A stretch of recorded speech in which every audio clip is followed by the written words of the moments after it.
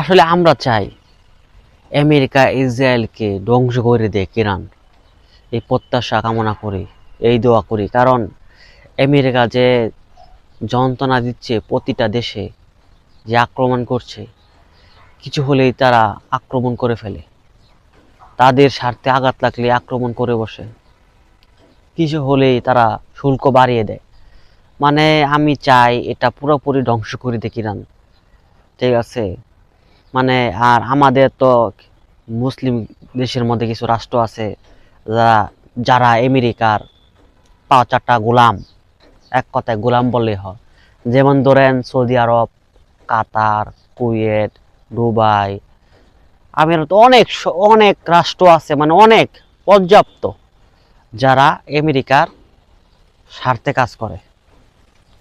যেমন ফিলিস্তিনিদেরকে মারলো, সৌদি আরব কিছু বললো না, দুবাই কিছু বললো না, কাতার কিছু বললো না। আর অনেক রাষ্ট্র আছে বলেই না, মুসলিম রাষ্ট্র, ঠিক আছে? আর মুনাফিক, নামদারি মুনাফিক, প্রতিবাদ তো করতে পারে না, প্রতিবাদ জনগণকে করতেও দেয় না। আর এতটাই মুনাফিক, মুনাফিকের মানে এদেরকে মুনাফিক বললেও ভুল হবে, কাফির বলা যায়। এই যে ফিলিস্তিনিদেরকে মারলো, তারা আমেরিকার পক্ষে কাজ করে।